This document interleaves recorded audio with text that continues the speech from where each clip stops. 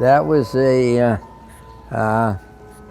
the day, that was really the start of the Battle of the Bulge, which has become now a famous battle. But our airfield was closest to Bastogne. And our mission that day was to bomb a bridge that the Germans were trying to take their, trying to get their equipment from Germany into, and we got on our way to the bridge, and my squadron commander got a radio that there were some Tiger tanks in the woods between Koblenz and Bastogne, and we were not too far from that area, so we diverted. We went over, and we had 12 planes, and they fly formation of 4, 4, and 4. And I was the 4th plane in the first group of 4. And so we made our bomb run, and as I remember, I was the last one of the first group down. We pulled out, and as I came out and started climbing, I saw an Me-109 firing his guns at my flight leader. And I called him and I told him there was a 109. He said, "Yeah, I know, I just had a bullet go through my cockpit." And at that time, the 109 turned and it faced me. And the next thing I know, I heard this big pop and big explosion, and there's black oil all over the windshield.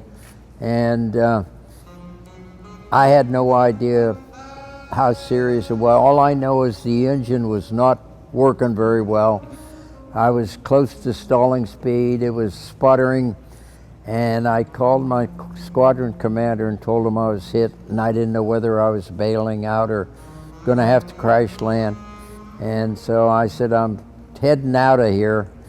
Well, I started going, and the first thing I knew, on my right was an Me-109, and on my left was an Me-109, and they peeled off and they came to circle behind. Well, when a pilot knows if a plane gets behind you, they're only there for one reason.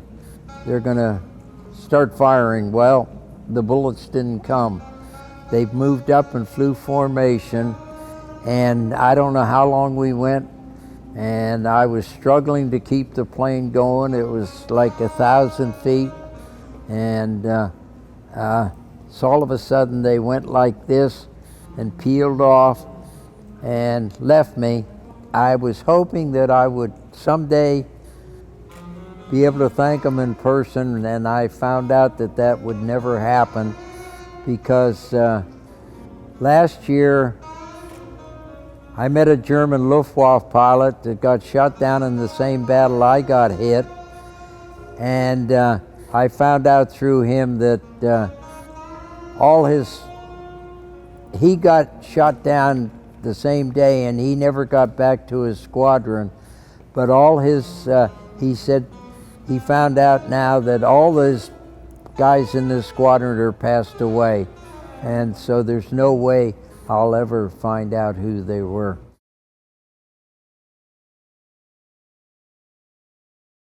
In 1968 and 69, I had 5 really good players. We won the state championship.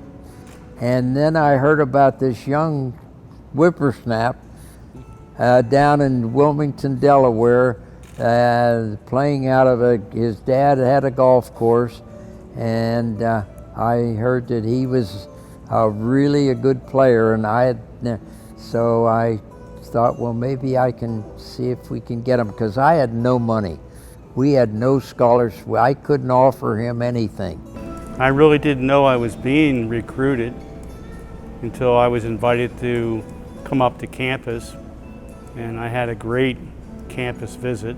You only make so many smart decisions in a lifetime, and when I decided to go to Westchester and be coached by this man, okay, one of the smartest decisions I ever made. That's 1968-69 when we met, and we've been together the last 3 days. We'll be together again tomorrow. I mean, how many people stay friends for 54, 55 years. When I have a coaching question or something that's bugging me, I pick the phone up and call him, okay? I don't call another coach and stuff like that. I call my coach, okay? And he's been through tragedies, I've been through tragedies. I've lost now 4 of my players over the years from different things, and it hurts. And it's nice to be able to share it with someone that you really trust. And I've told people before when I speak that, you know, that the most important people in my life were my parents, my wife, and my coach.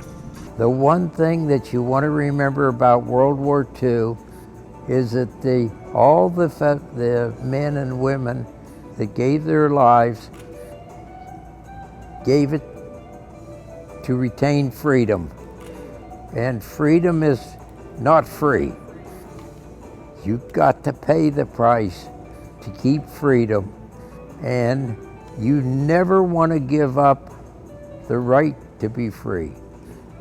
So whatever it takes, you do.